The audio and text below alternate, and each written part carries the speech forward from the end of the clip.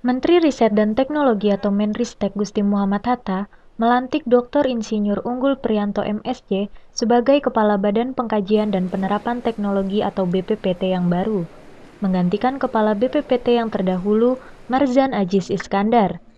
Pelantikan ini berlangsung di Auditorium Lantai 3 Gedung 2 BPPT Tamrin, Jakarta Pusat, pada hari Jumat 6 Juni 2014.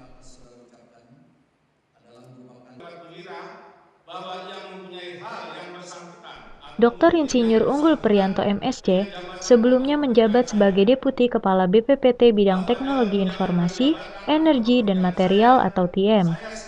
Di bawah kepemimpinannya selama 4 tahun, Kedeputian TIEM menghasilkan produk kerekayasaan yang diakui baik oleh kalangan industri, masyarakat, maupun pemerintah.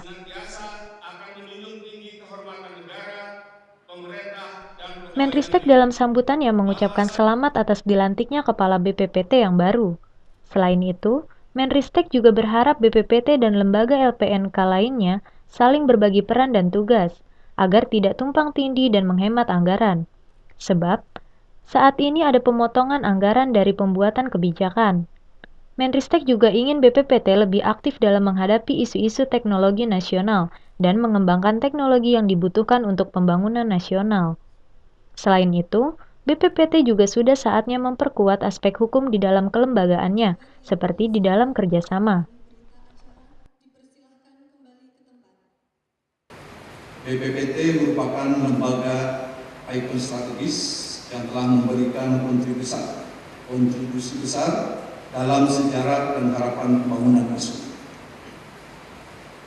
Sebagaimana telah kita ketahui bahwa tahun ini merupakan tahun yang sangat strategis, yaitu ketika akan segera menyelesaikan pembangunan IPTEK dalam RPJMN kedua tahun 2010-2014. Dan saat ini kita sedang dalam proses transisi dari RPJMN kedua menuju RPJMN ketiga tahun 2015-2019.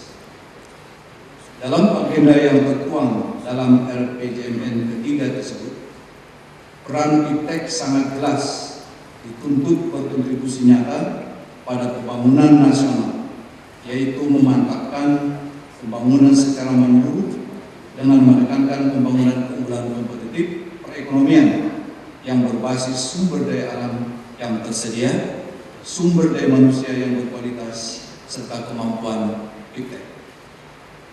Hal ini sangat jelas bahwa kemampuan IPTEK merupakan suatu elemen kunci dalam rancangan pembangunan 2015-2019. Ini merupakan sebuah panggilan hidup nasional yang menuntut kita dan seluruh elemen bangsa dan negara bersatu padu untuk dapat bekerja lebih cerdas untuk mendorong peningkatan kemampuan IPTEK nasional lebih tinggi dalam berkontribusi dalam pembangunan ekonomi dan peningkatan kesejahteraan bangsa.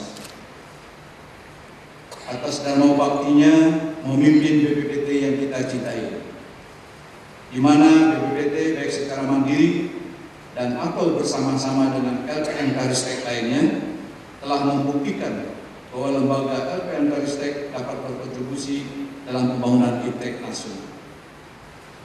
Banyak karya dan jasa saudara yang telah disumbangkan untuk bangsa ini. Hal ini telah dibuktikan dengan penganugerahan tanda kehormatan bintang jasa dari Presiden Republik Indonesia tahun 2013 yang lalu. Dan kepada pejabat BPPT yang baru, Dr. Unggul Priyanto, saya mengucapkan selamat bekerja, menjalankan amanat baru dengan sebaik-baiknya dan penuh tanggung jawab.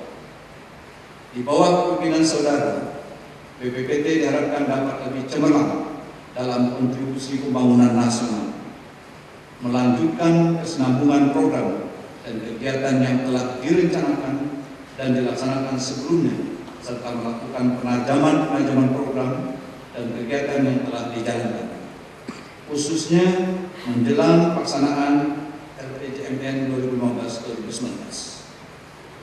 Sekali lagi pada saudara Unggul Priyanto, selamat bekerja dan sukses sebagaimana yang kita semua doakan dan harapkan.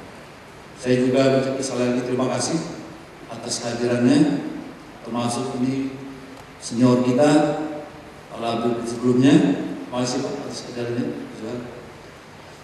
Demikian sambutan saya. Semoga Allah SWT memberikan rahmat dan hidayah kepada kita semua. Assalamualaikum warahmatullahi wabarakatuh.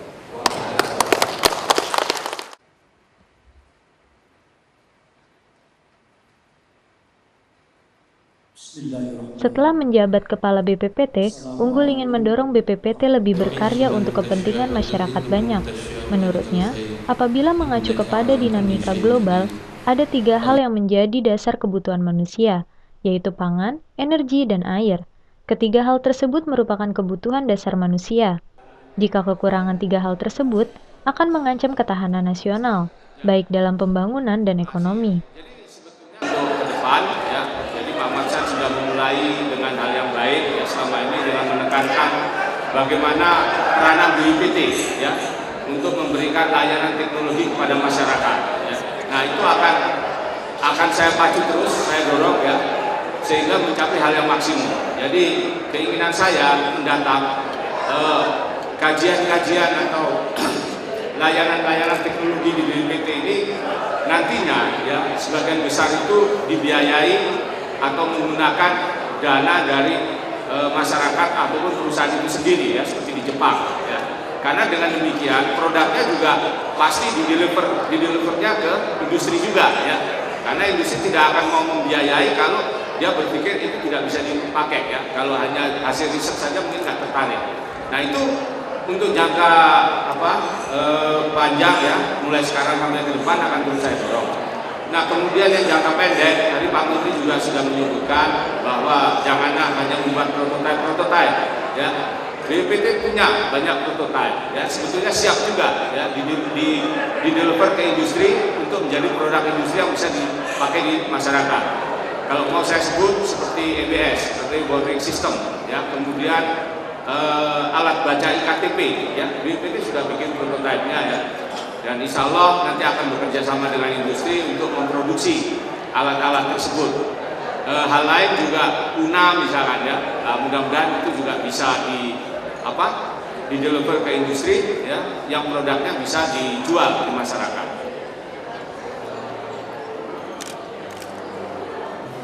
Unggul Priyanto kemudian mengatakan dirinya akan berupaya untuk meningkatkan layanan-layanan teknologi yang selama ini diberikan kepada masyarakat. Dengan demikian, Unggul berharap BPPT nantinya akan semakin dikenal dalam hal pelayanan teknologi. Jadi, jika nanti ada permasalahan dengan teknologi, masyarakat akan selalu menanyakan kepada BPPT.